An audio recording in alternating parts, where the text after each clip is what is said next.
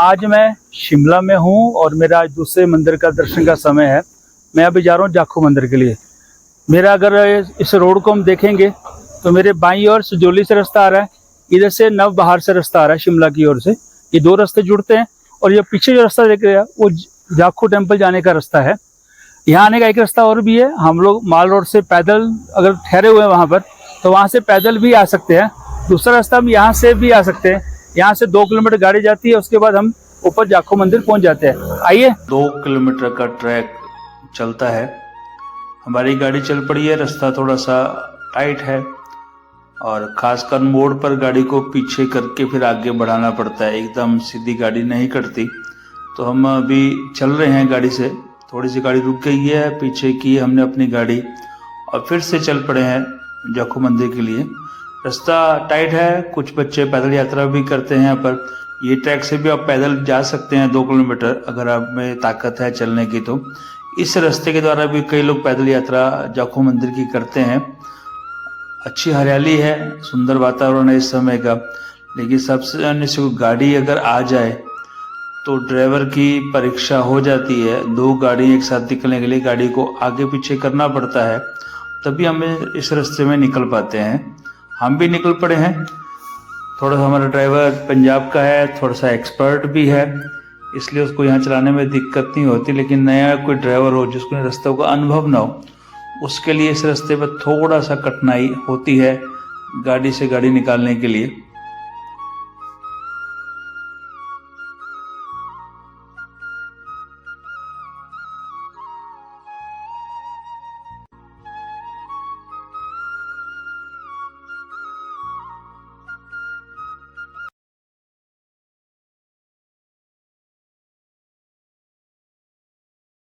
ये जाखू मंदिर जाने का रास्ता है। यहाँ से कुछ सीढ़ियां हमको चढ़नी पड़ती हैं, तब हम मंदिर के पहुंच सकते हैं। तो इस समय मैं उस गेट पे खड़ा हूँ जहां से ये रास्ता जाता है। यहाँ एक रास्ता और बन गया है। ये स्वचालित जो सीढ़ियाँ हैं, अगर आप चढ़ नहीं सकते तो इन सीढ़ियों का भी उपयोग कर सकते हैं। ये आपको सीधा मंदिर तक लेके जाएंगी। एक रास्ता सरकार ने एक नया बनाया है ये भी।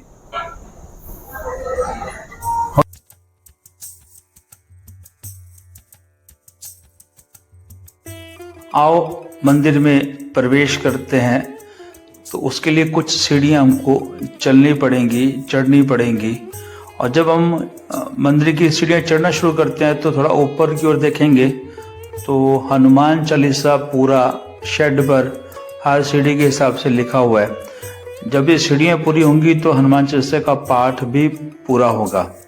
बस थोड़ा सा इस मंदिर में प्रवेश करते समय थोड़ा सा ध्यान रखने की बात है कि यहाँ वानर सेना बहुत है, तो अपना चश्मा, अपना मोबाइल, अपना बैग इस और अपने प्रसाद का ध्यान खुद रखना पड़ेगा। वो कभी भी आपके पास आकर बड़े प्यार से आपसे ले सकते हैं।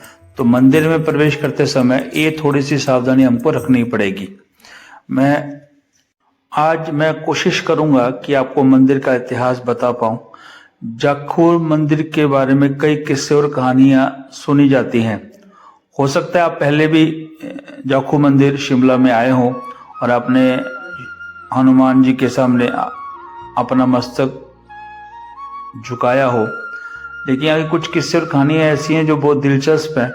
तो मैं कोशिश करूँगा कि आपको ये कहानियाँ, यहाँ के जो किस्से चलते हैं वो बता पाऊँ और इसका इतिहास क्या है ये बता पाऊँ, ऐसी मैं कोशिश करूँगा।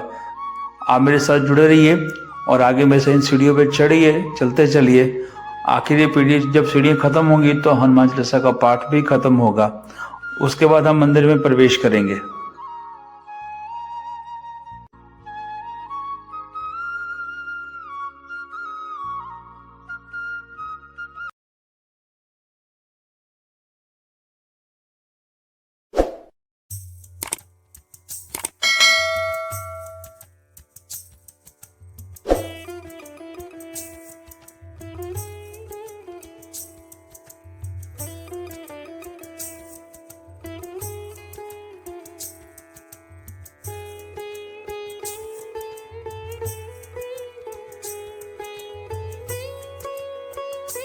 जैसे मैंने आपको कहा था कि यहाँ बंदरों का थोड़ा सा आतंक है। तो बंदर को प्यास लगी है तो उसने एक भगत से पानी की बोतल ले लिए बड़े प्यार से और अपनी प्यास यहाँ बैठकर आराम से बुझाने की वो कोशिश कर रहा है। तो आप सब भी सावधान रहिए, जब मंदिर में आएंगे तो इस बात का विशेष ध्यान रखना। राम भक्त हनुमान को समर्पित ये मंदिर सिर्फ विश्व प्रसिद्ध नहीं बल्कि बेहद शक्तिशाली धार्मिक स्थलों में शुमार है। कहते हैं कि यहाँ मांगी गई हर मन्नत पूरी होती है। शायद इसी का नतीजा है कि देश विदेश से इतनी कठिन रास्ता होने के बावजूद भी लोग बड़ी तादाद में यहाँ पहुँचते हैं। रामायण के अनुसार सीता माता के अपहरण के बाद राम और रावण में युद्ध चल रहा था, तब लक्ष्मण मूर्छित हो गए थे। इस अवस्था से लक्ष्मण को निकालने के लिए संजीवनी बूटी की जरूरत थी, जिसे पाने के लिए श्री राम भक्त हनुमान जी हिमाचल के लिए निकले और रास्ते में विश्राम करने के लिए और संजीवनी बूटी का परिचय जानने के लिए जाखू पर्वत यानी कि इसी पर्वत पर आकर वो रुके थे।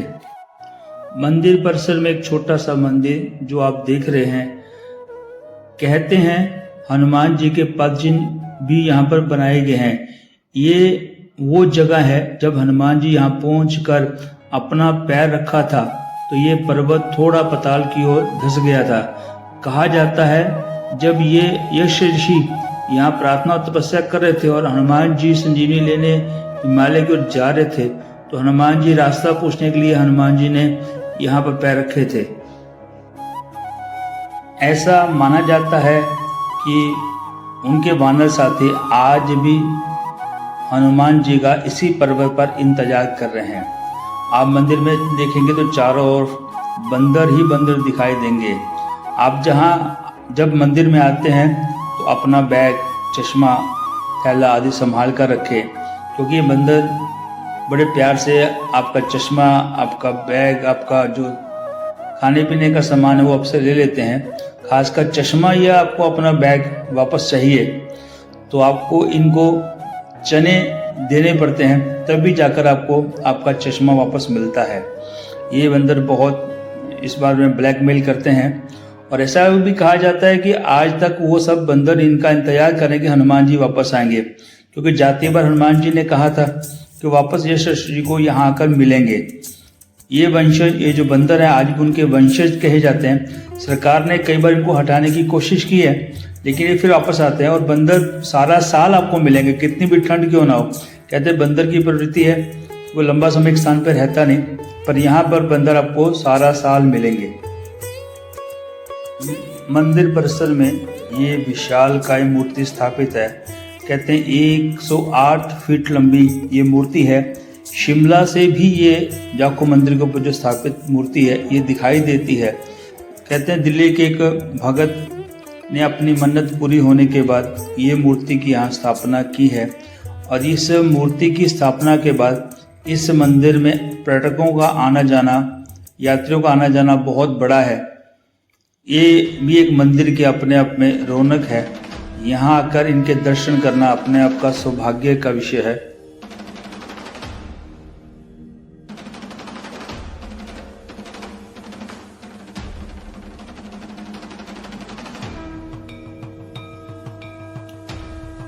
आज की मेरी यात्रा यहीं समाप्त होती है।